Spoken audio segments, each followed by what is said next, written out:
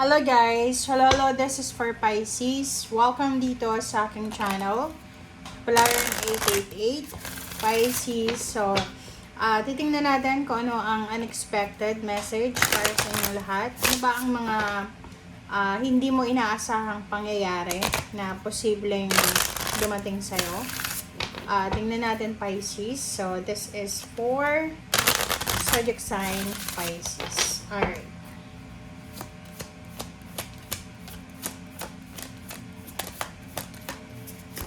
Okay, Pisces. First card natin ay blackout distractions. Ano yung ibig sabihin niya? Dito sinasabi ng barahan na maybe may mga Pisces na you're focused. Nakafocus ka, it's either sa family mo, sa love life mo, sa trabaho, sa negosyo, whatever focus or priority na mayroon ka sa ngayon. Sinasabi ng barahan na kailangan mong labanan, i-block, or lagyan ng harang, put boundaries, para hindi ka madala sa mga distractions. Okay?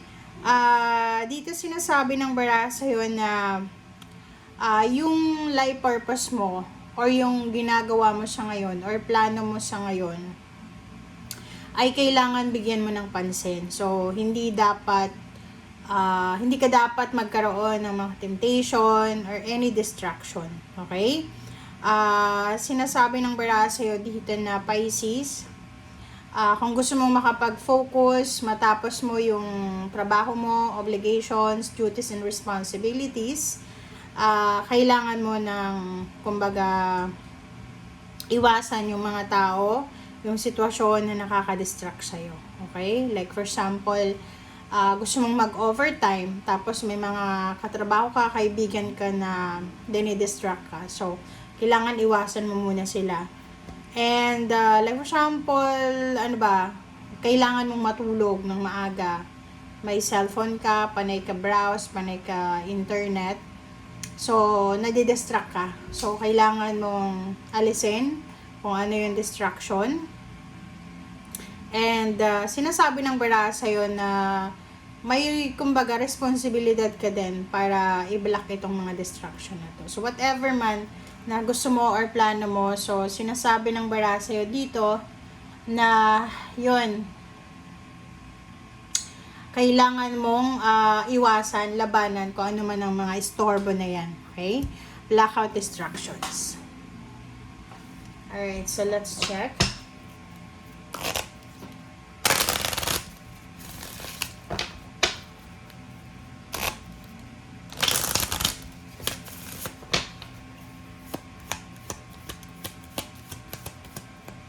Okay, Pisces. Facts. Mag-iingat ka. Okay? So, you need to be careful. This is a warning for you, Pisces. Sinasabi ng baraha sa'yo dito na mag-iingat ka sa mga taong nakakasalamuha mo. Huwag kang masyadong magtitiwala sa mga tao. Kasi parang etong facts na to, this is all about the problems, the worries, the fears na meron ka. Sabi ng baraha sa'yo dito, may parang kasi itong facts na to, medyo foxy talaga siya. Medyo intimidating siya, medyo masama yung ugali niya or ganyan-ganito. So, you need to be careful. Kasi mayroon dito na parang nagmamatsyag sa'yo. Okay?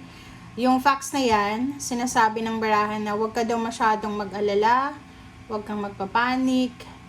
Ang gawin mo lang yon, you need to be careful, umiwas ka sa gulo, sa distraction. Umiwas ka na magtiwala sa mga tao para hindi ka masaktan. Mayroon kang stalker. Okay? Atong facts na to, binabantayan ka niya. It's either binabantayan niya kung asensado ka na ba, or binabantayan niya kung masaya ka ba ngayon sa love life mo, may problema ka ba sa pera, may problema ba yung family mo. So, this facts na to, mag-iingat ka. Kasi, yung facts na yan, ay posibleng magbalat kayo siya as your relative and friends, family members. And, once na nakagaanan mo na siya ng loob, doon siya papasok sa buhay mo, like doon na siya i-entrada para lokohin ka or kung ano pa man na trader, pagta-trader ang gawin niya sa'yo. Alright, so thank you. Alright, so let's check Pisces.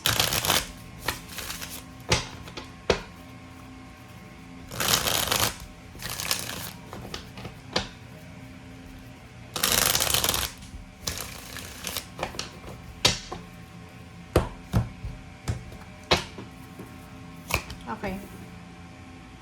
First card natin is Ace of Pentacles. Second is the Hierophant. The Moon. The Hermit. And reverse na Three of Swords. Okay guys. Ang nakikita ko sa'yo dito na possibly Pisces na you have job, you have savings, you have financial blessings, parang ganun. And nakikita ko sa'yo dito na you are the Hierophant. Kumbaga, sa lahat ng area sa buhay mo, marami kang taong tinutulungan, marami kang taong gustong tulungan or tinulungan na. So, nakikita ko sa'yo dito na there's some people na nasa paligid mo, okay? May mga tao sa paligid mo na they are worrying, okay? They are worried. Or nag-aalala sila, it's either nag-aalala sila sa pera, or nag-aalala sila sa relationship, or kung ano pa man. Nakikita ko sa'yo dito na, yun, there's a facts there. Ang kailangan mo dito is mag-focus ka sa kung ano yung life purpose mo. Sinasabi ng bara sa'yo, Pisces, na umiwas ka sa distraction, umiwas ka sa gulo. So, kung nakafocus ka sa success mo, sa victory and success, dun ka lang mag-focus, okay? Umiwas ka sa gulo, umiwas ka sa mga taong toxic, dun sa mga taong parang vampire sila, like energy, financial, emotional vampires. Yung after kanilang kumbaga lapitan, 'di ba? Parang lahat ng meron ka, kukunin, and then aalis sila, na parang walang paalam. So, yun. Nakikita ko rin sa'yo dito na para kang flashlight, liwanag sa dilim. So, may Pisces dito na ikaw yung emergency ng ibang tao. Parang emergency light ka. Pag may brownout, diba, madilim. So, like the life of everyone.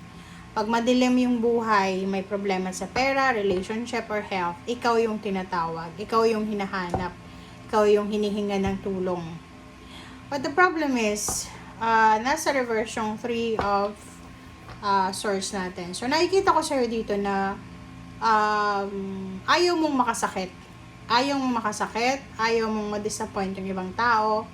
So, you're sacrificing what you have or what's your future. Okay, so parang nakikita ko sa'yo dito, kaya lumabas yung blackout distraction. Kasi yung ingay, gulo sa ngayon, it's either distraction yan, para sa talagang purpose mo, sa life purpose mo, sa goals mo, sa fulfillment and achievements of your goals. So, ang sinasabi ng bara sa'yo dito na focus ka sa priority mo. Like for example, kung gusto mo ng promotion, salary increase, doon ka muna mag-focus. Okay? Kung may mga problema sa family, let them handle their problems. Okay? Kung may problem ka sa relationship, and hindi naman relationship yung focus mo, kundi money, so hayaan mo na lang muna yung mga relationship issues na yan. Alright?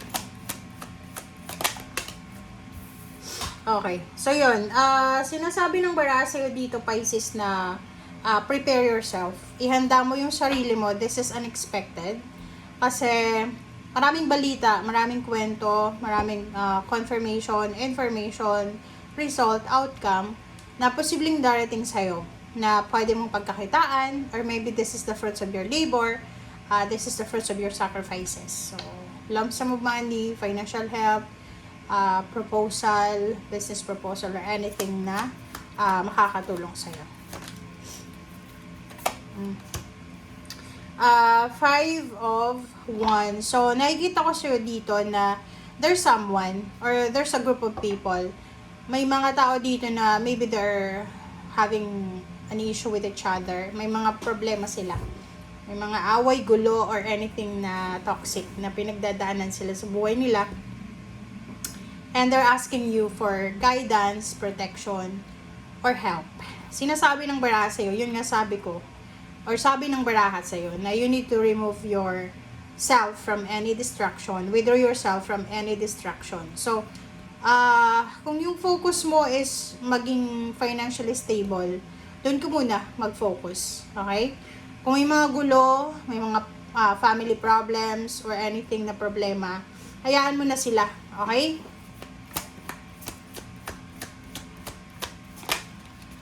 Okay. Ang nakikita ko sa'yo dito na there's someone na natatakot siya. Okay? May pwedeng kamag-anak ha. It's either this is your relationship, family, or friends, or whatever man siya. Sinasabi ng baraha sa'yo dito na mayroon kang fear na nararamdaman. Meron kang nararamdaman na takot, may nararamdaman ka na parang pag-aalala. Or maybe it's not you. So, yun. Basta may mga tao na nakapaligid sa'yo na feeling nila restricted sila.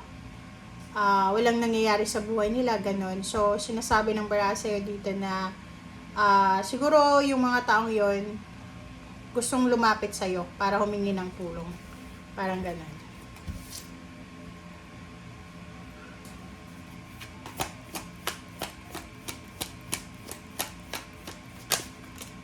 Okay, lovers.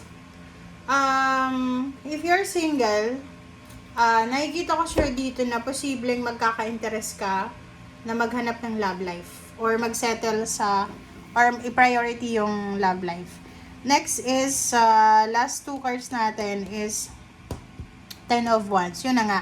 Sabi ng baraha sa'yo dito, huwag ka munang masyadong mag-isip or mag-focus sa kung ano man na emotional problems or anything na kumbaga makaka-distract talaga sa focus mo.